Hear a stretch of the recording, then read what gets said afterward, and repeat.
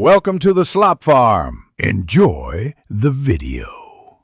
In this video, I will explain how to change a fuel filter on a Ford Ranger T6. Before starting, prioritize safety by wearing appropriate gear. Make sure your vehicle is completely off and securely parked.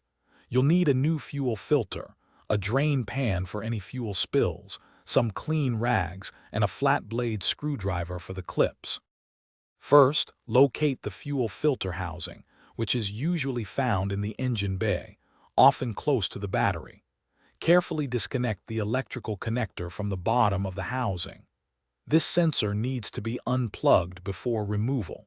Remember to position a drain pan directly underneath the filter to collect any fuel that may drip out during the process. Now, carefully unclip the 4 fuel lines connected to the filter housing. A flat blade screwdriver can help release these clips. Once disconnected, remove the old filter and its O-ring. Take a moment to clean the filter housing thoroughly to prevent contamination. Then, install the new O-ring and the new fuel filter, making sure it's correctly seated and aligned.